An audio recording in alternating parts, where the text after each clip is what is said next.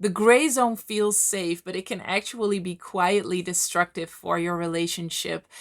In this video, I'm going to explain what the gray zone is and how to get out of it. I am Pauline Timmer. I am an expert in healing the fearful avoidant attachment style. I've helped over 3,000 fearful avoidants heal in the past 7 years after having healed this attachment style myself completely. And I am so happy you are here because the gray zone is such an important part of the fearful avoidant attachment style. And I think it is actually one of the first things that I named besides the fear brain and the crash state, um, because I was just so confused about what was happening and why I was in a relationship, but I didn't really, I wasn't really completely going for it. And I think that was kind of a light bulb moment.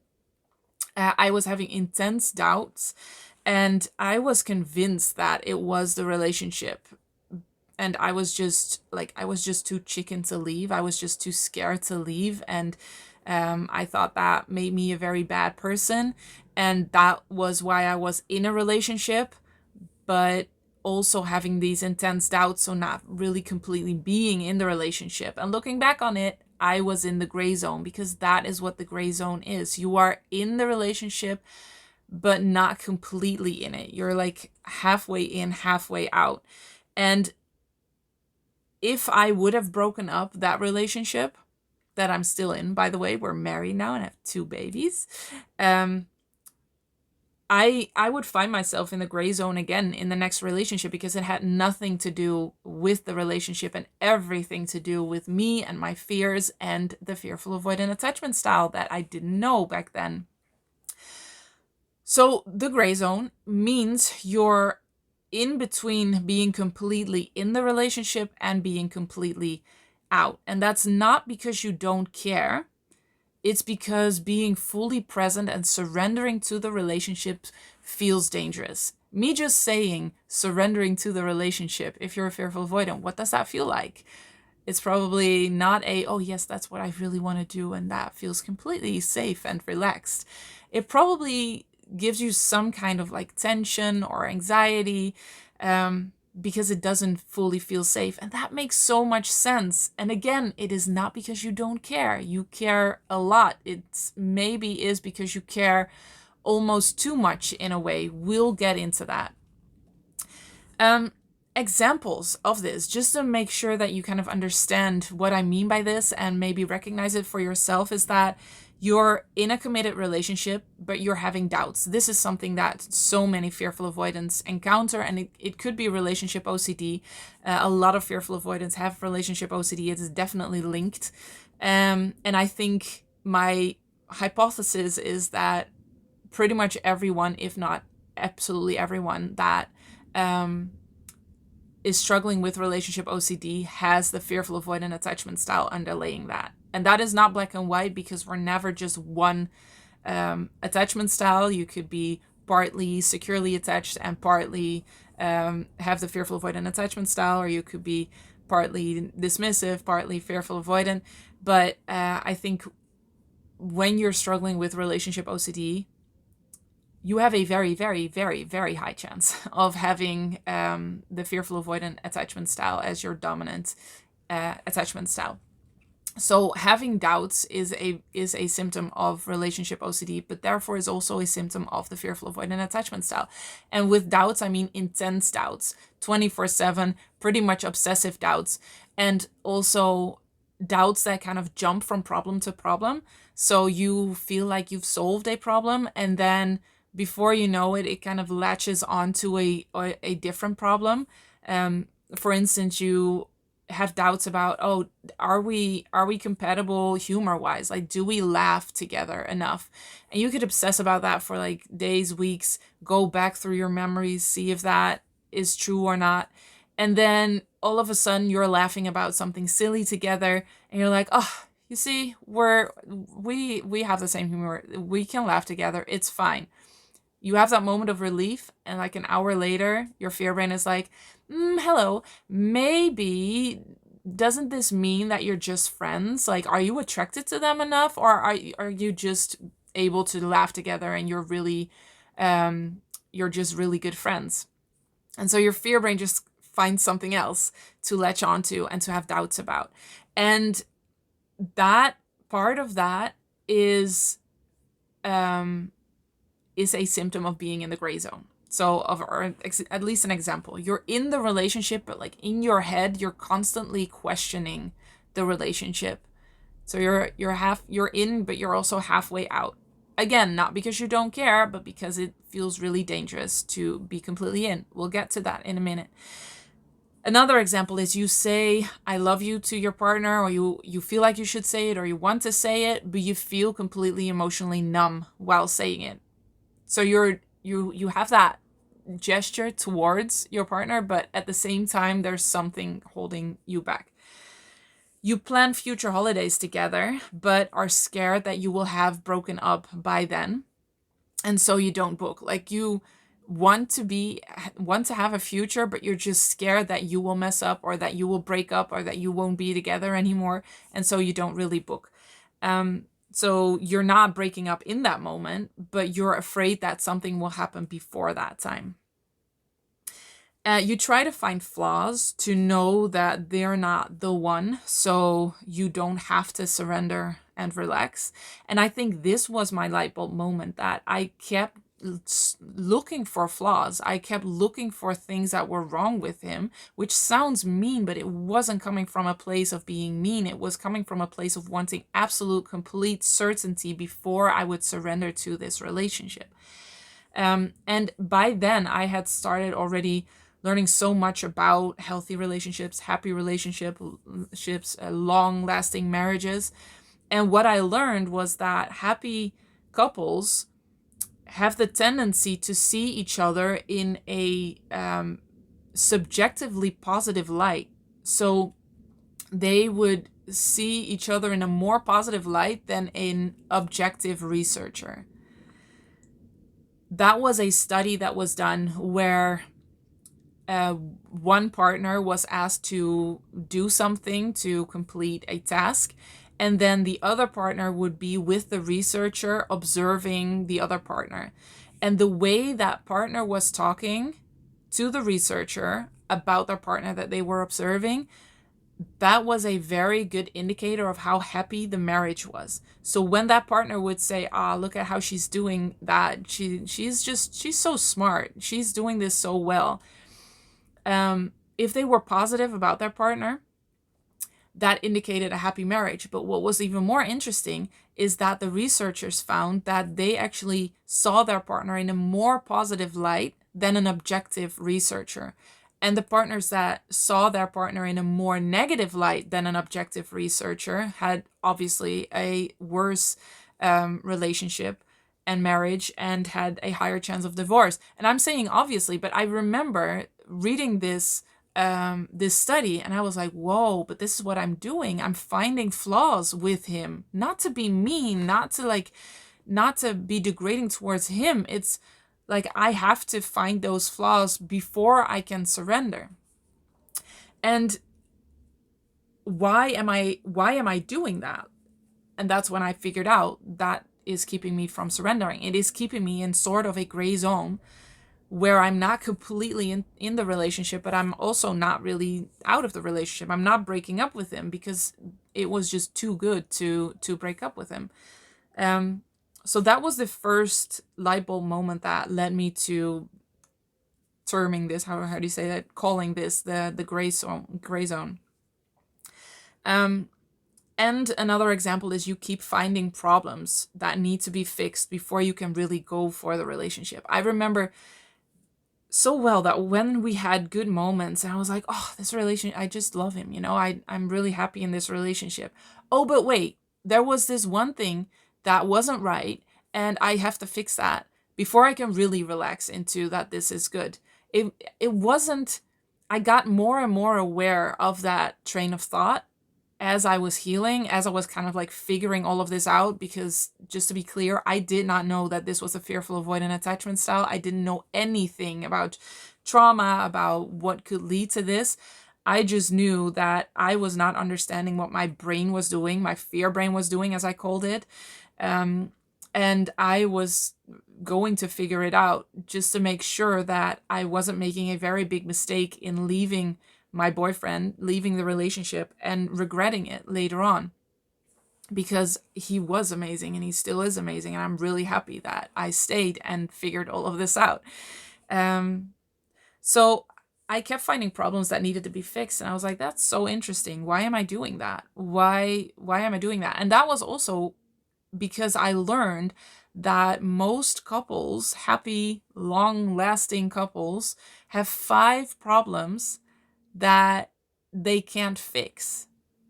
They just have 5 perpetuating problems that come back again and again through marriage. And what sets apart the happy couples from the unhappy couples is how they handle those 5 problems. Do they create systems around the fact that one of the partners just is not very good at organizing and picking up after themselves, or are they always resenting each other for that? So happy couples also have problems that can be fixed. It's not that they don't have any problems, and that's what I genuinely believed. They do have those problems. It's just the way how they're handling it. Isn't that interesting? And so I was staying in that gray zone, trying to fix problems before I really surrendered to the relationship. And here I was learning that that didn't work and it wasn't necessary. So why are you doing this? Why do you stay in the gray zone? Because it's a coping mechanism. And it's pretty specific to the fearful avoidant, because the anxious preoccupied loves being in a relationship, loves being connected, loves being fully in it, like wants all of it. This is very black and white, very generalizing, just to make a point. The dismissive avoidant doesn't want to be in a relationship. It doesn't want commitment. It wants freedom, freedom, freedom. Again, very black and white, very generalizing to make a point. But this is specific to the fearful avoidant because most fearful avoidants want to be in a relationship. They want connection. They want closeness. They want to build a life together. And at the same time, they're really scared of closeness, of connection, of really going completely for the relationship. So they're like in between, in the gray zone. You stay close enough not to be abandoned, but distant enough to not be hurt, because you associate closeness, connection, surrender to something or someone with being hurt, with things happening that you don't see coming, because that's what fearful avoidants have experienced growing up. The first person you surrender to is your mom and dad. And when they are a source of threat as well as a source of love, all your associations around love and connection and all the beautiful things kind of get jumbled up. You associate good things with bad things because connection was followed by threat, was followed by lashing out, was followed by you being ridiculed or judged or pushed away by that parent that was also scared of connection. And so there's all these associations around really surrendering and relaxing into a relationship. You're just too scared to do that because of what you've experienced. So surrender feels like you won't be safe. Really going for the relationship feels like it won't be safe. Like you'll miss something. You won't see something coming. You'll be too happy and not pay attention. When I started like digging into why I was doing this, why I was being in the gray zone, what I tried to do was just imagine that I would surrender to the relationship, and that brought up so much fear, which really kind of surprised me, because I thought I genuinely had doubts about this specific relationship and this specific person, but I was just really scared of surrendering, and that's what I figured out when I started imagining that. And so it was almost like relaxing wasn't an option. Being too happy would cause me to not pay attention and miss something. And it felt like I had to analyze everything, like I had to see everything coming, like I had to see every single flaw that he could have that could cause me to have to break up with him in the future or divorce him in the future when we would have kids. Like it was very far and made it very heavy. It's so not lost on me sometimes when I'm talking about this, that all those fears that I had back then was, when we are married, when we are together for 20 plus years, what if I wake up and the feelings is just gone, like I'm not in love anymore, or when we have kids and then I want to divorce. I was just so scared for that situation, and that is the situation, like the life phase that I'm in now, but I'm not in that situation. We are married, we've been together for almost 18 years at this point. We have two beautiful, amazing children, and I could not imagine my life without him. Like, it's all of these thoughts are such a distant past, and it's because I do what I do that I talk about it a lot, and I still kind of think about that time. But I know that if I wouldn't be doing this, I would almost forget that I had those intense doubts, that I had the crush state of the fearful avoidant attachment style. It's just not, it's not an issue anymore in our life at all. And I'm so committed to the relationship. I'm so fully in, and it only feels good. It feels amazing because he's amazing. And I'm just so grateful for being together with him. All right. That was a, a small diversion of the path. But back then, surrender felt unsafe. It felt like not paying attention. It felt like I would miss something, and it felt irresponsible.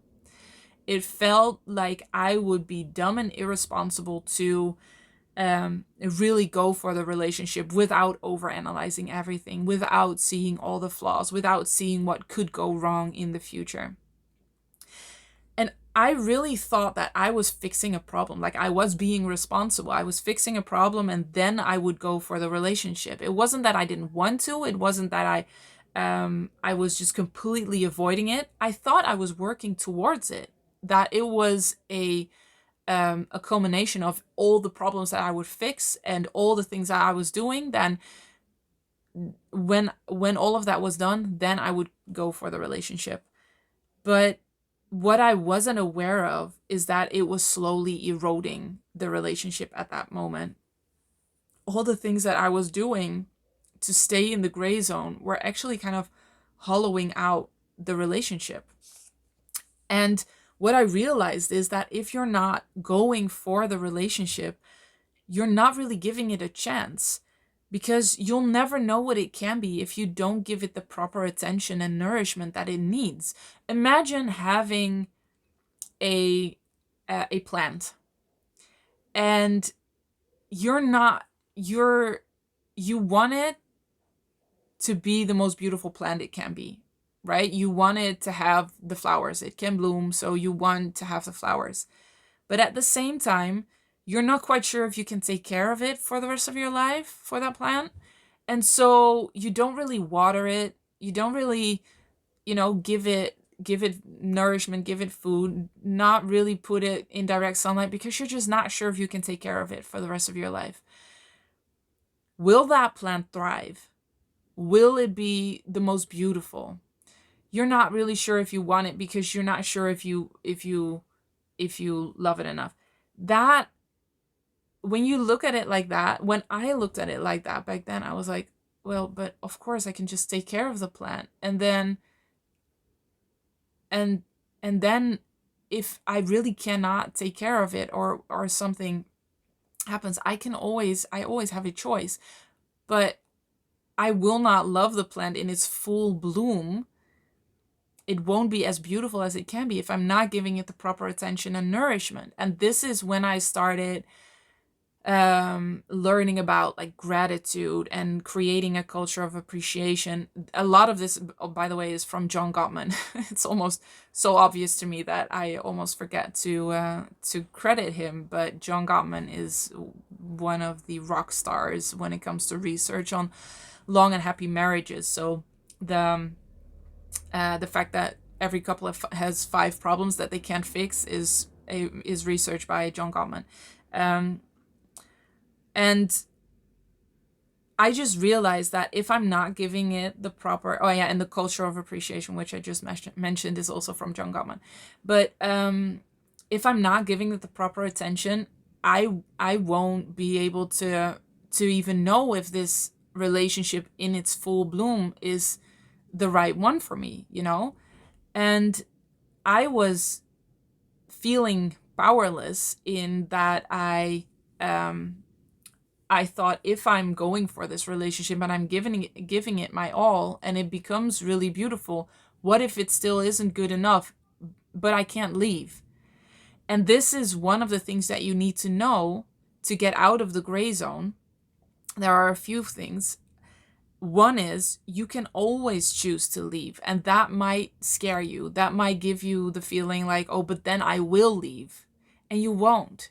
You won't, because you have a choice. It's not like something inside of you just, chooses for you. You are not powerless. But unless you give your relationship a fighting chance by giving it all the attention that it deserves, and surrendering to it for now, you will never know. And you will keep yourself in like a semi-okay relationship that could be absolutely fantastic and magical and amazing when you would surrender to it. Again, you are not doing this because you don't care or you want to be mean. You are doing this because you are managing safety. What you also need to learn to get out is that it's safe to relax, that you don't have to pay attention all the time. And this is not a matter of fixing problems, and then you'll get to a place where you feel safe enough to relax. You will always find problems when you're unable to relax, when relaxing doesn't feel safe, when relaxing feels like you're not paying attention, which is not true, because you can be very relaxed and still pay attention and be tuned into the relationship and how it's going. So it's a different way of being. It's a different way of seeing relationships. It's a different way. It's a different strategy, really. And also what you need to know to get out of the gray zone is that when you let people in, especially if you've been together for a long time, because by the time I figured this out, we were together for like 4 or 5 years. And I realized I was just still scared that if I would really surrender to the relationship, he would find something in me that he wouldn't like and he would leave. And then I realized, okay, wait, we've been together for a long time. I have not shown him my best side because I was just so scared, and I had so much, I was struggling with so much trauma and mental health issues. He has already seen a lot, a lot of the more difficult side, the more heavy side. So it's not very likely that he's going to see something in me when I surrender to the relationship and I actually give it the proper attention and care that it absolutely deserves. And so that was kind of like a risk assessment where I was like, that's just not very logical that would happen. And then I thought, but even if it would happen, even if I would give my all to the relationship and he would see something that he wouldn't like and leave, I would be devastated, but it would also be better than hiding myself, toning myself down for the rest of my life. And I had no idea of a specific thing that he would find. It wasn't like, oh, I have this like fetish that he will not like. There wasn't a specific thing. It was more a vague fear that he would figure out something and leave. And I remember very distinctly the moment that I thought, well, if he would leave, I would be devastated, but hiding for the rest of my life, whatever it may be, is also not really an option. So those were like kind of building blocks that I needed to get out of the gray zone. And then also releasing all of those negative associations around relaxing, around being happy, allowing myself to be happy, around connection, around believing that I was a worthy person and good enough person to actually have a happy marriage. And I did that with EFT, the emotional freedom technique. This video is already over 24 minutes long. If you're still here, you're amazing. I have other videos on EFT if you wanna see that. And obviously we do this in the online program Healed and Happy. I take you by the hand through all of the roots of the fearful avoidant attachment style. We heal them. We just heal them. They'll be gone. And then before you know it, you're like, oh, maybe surrendering to the relationship isn't not only not scary, but it actually feels really good. Connection feels good. Being happy feels really good. Allowing myself to be happy. having high self-esteem, being confident, knowing I'm worthy of all the beautiful things in life without working so terribly hard at it. That is what we do in Healed and Happy. So if you're interested in that, find the link in the description below. I also have a resource page with so many really valuable things that I've learned helping so many fearful avoidants heal over the past 7 years. So also check that out. The guides there will really help you, genuinely help you heal this faster. I am so happy you are here. Let me know in the comments below whether you recognize the gray zone and whether you recognize yourself doing that, your partner doing that. I really am. I really am curious. It's a new term again, so let me know. I am so happy you are here, and I will see you in the next one. Healed and Happy is a tailor-made online program where me and my team personally guide you through healing the roots of a fearful avoidant attachment style.